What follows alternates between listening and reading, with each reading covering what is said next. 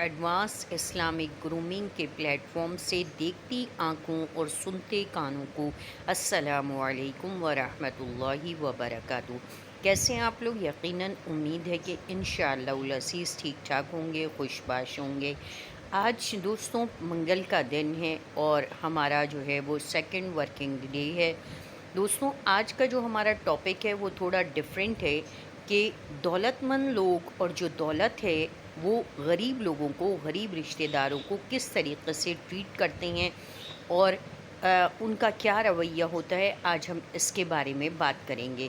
दोस्तों मैंने बहुत सारे आजकल आपने देखा है कि गरीब होना एक जुर्म बन के रह गया है, यानी कि गरीब होना एक गाली बन के रह गया है और लोग ये समझते हैं कि जो गरीब है उसकी कोई वैल्यू नहीं है, उसकी कोई इज़्ज़त नहीं है।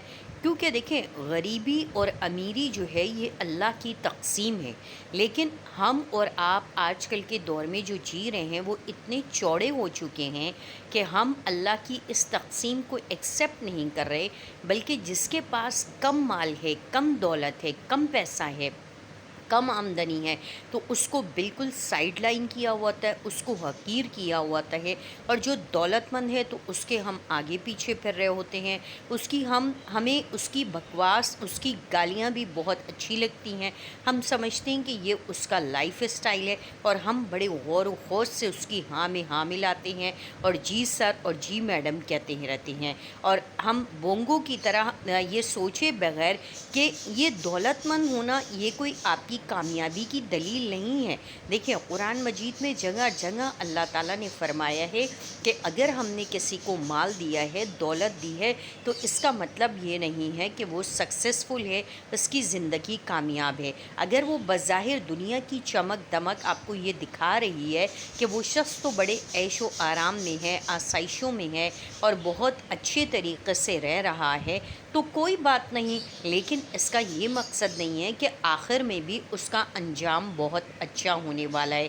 हम में से, आप में से दोस्तों किसी को भी नहीं मालूम कि किसकी मौत किस तरीक़े से वाक़ होगी और उसका एंड क्या होगा और ज़िंदगी का अंजाम क्या होगा। सिकंदर आज़म, जिसको आपने बचपन से पढ़ा है कि सिकंदर आज़म ने अपने भाइयों को ये वसीयत की थी कि जब मैं दुनिया से जाने लगूं तो मेरे दोनों हाथ कफन से बाहर रख देना।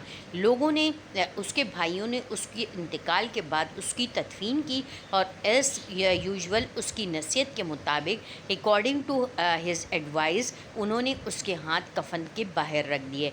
फिर रात को उसके एक भाई ने ख्वाब में देखा और उससे पूछा कि आपने ये वसीयत क्यों की थी?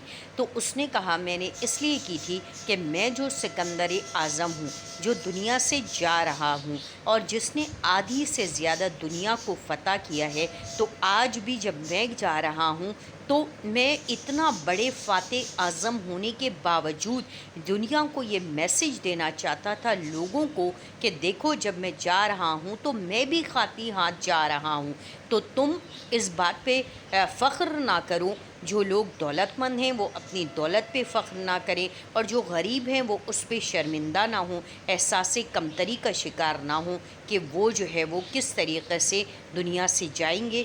दुनिया से जाने के लिए आपके पास कुछ भी नहीं आपके साथ जाएगा, इवन कि आपके से जो लिबास है जिसको आपका सतर ने ढापा हुआ है तो वो भी आपके जिस्म से उतार दिया जाता है। तो दोस्तों इसके ऊपर हम इंशाअल्लाह अज़ीज़ और मज़ीद कल जो है वो नेक्स्ट में आपको बात करेंगे और डिटेल से इस पर एक सीरीज़ बनाएंगे, क्योंकि मेरे पास इससे मुताल्लिक़ बहुत सारे सवालात आ रहे जिनके जवाबात देना मेरे लिए लाजिम और वाजिब है। तो इसी के साथ मुझे इजाज़त दीजिए। अपना और अपने अतराफ़ का बहुत सा ख्याल रखिएगा। ओके, अल्लाह हाफ़िज़, अस्सलामु अलैकुम।